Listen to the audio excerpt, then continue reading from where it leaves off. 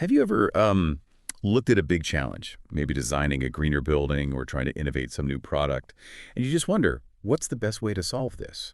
Where do we find solutions that aren't just, new, but really work? Solutions that are elegant, efficient, sustainable. Well, today we're diving into biomimicry. It's this idea that's really picking up steam, and for good reason. It's a whole different way of thinking about design. It's not simply copying what nature looks like. It's deeper. It's about understanding and borrowing the strategies life has used to thrive for billions of years.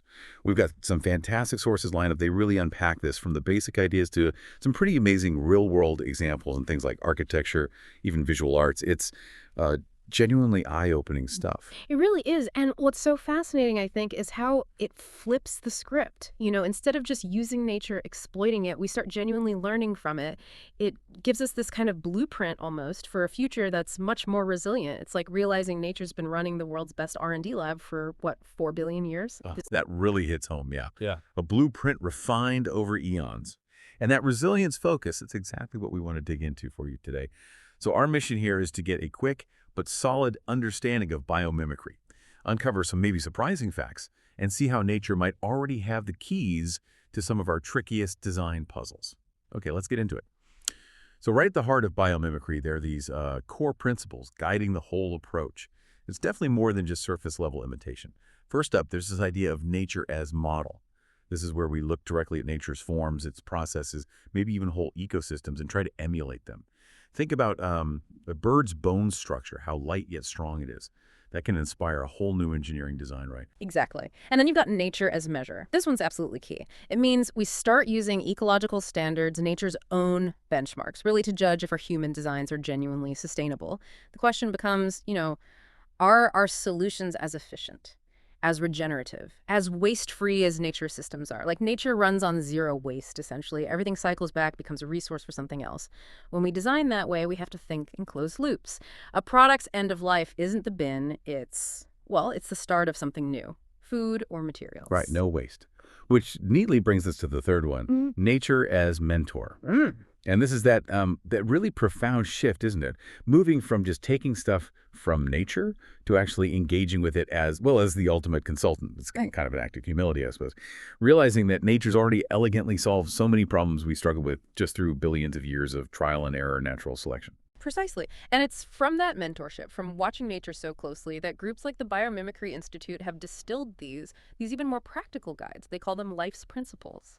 6 big strategies that basically describe how life on Earth makes things work. And these aren't just abstract ideas, they're like actual blueprints for design. Take adapt to changing conditions. That's not just being flexible, it's about how nature builds in backup plans, resilience at every single level, a huge contrast to our often rigid, brittle human systems.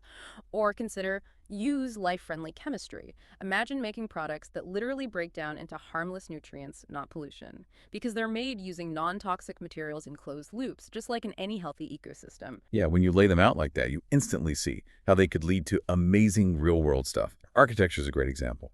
The way nature builds is just revolutionary when you apply it. Like the Eastgate Center in Zimbabwe, its whole climate control system, inspired directly by termite mounds.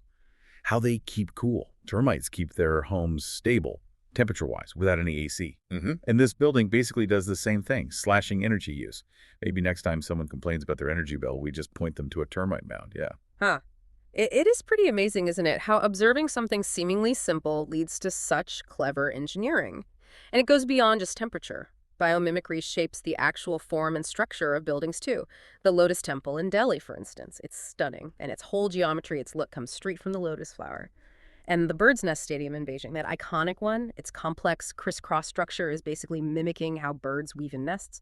Super strong, but using materials really efficiently. And that material efficiency point is huge, isn't it? It's not just about looks or cooling. Think about the architect Freado, famous for those incredibly light tent-like structures. He was massively inspired by things like bone structure, the strength-to-weight ratio, and spider webs, how incredibly efficient they are. He managed to create these huge, strong buildings using surprisingly little material. Yeah. It's a perfect example of nature's lean design. Absolutely. And if you broaden that out, think about managing resources like water. So crucial. There's the Sahara Forest Project. It's this amazing initiative trying to grow food, create water, and generate energy in really dry places. And part of their system mimics how the Namib desert beetle collects fog on its back to drink. They literally pull fresh water out of the air in the desert. It really makes you stop and think, doesn't it? What other seemingly impossible solutions are just out there in nature waiting for us to notice? It's truly mind-blowing. And what's cool is that this influence, it's not just limited to massive engineering projects. Biomimicry's ideas are also popping up in visual arts in really beautiful and unexpected ways.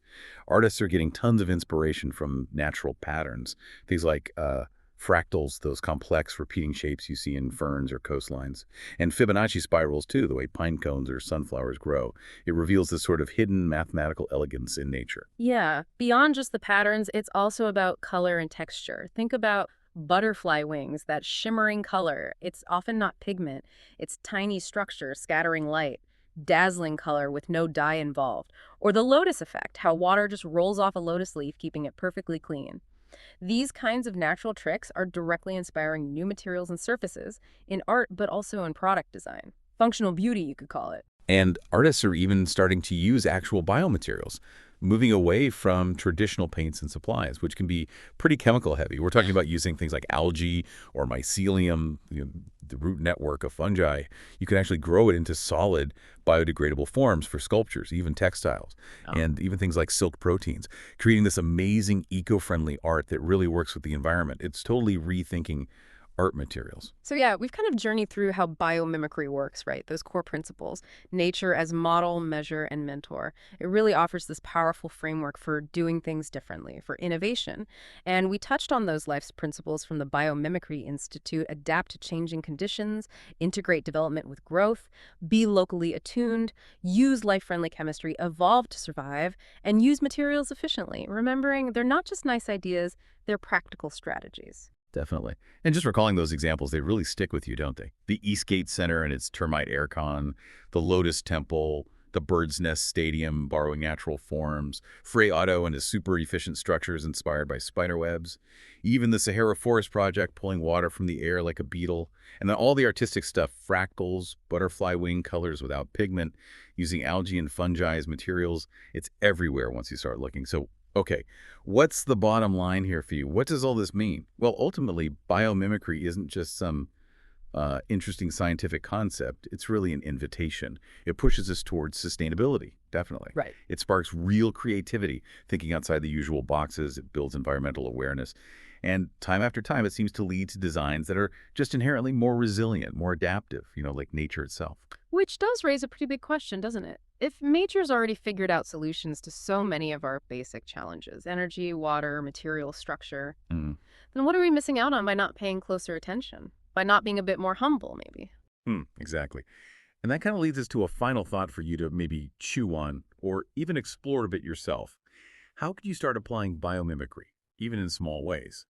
Maybe it's as simple as taking what you could call an observation walk, just going outside, maybe with a sketchbook, maybe just your phone, and consciously looking for textures, patterns, shapes in nature, sketching them, snapping photos, or maybe just looking at everyday objects around your house and asking, how would nature solve this problem? Could it do it differently, more elegantly? Oh, okay.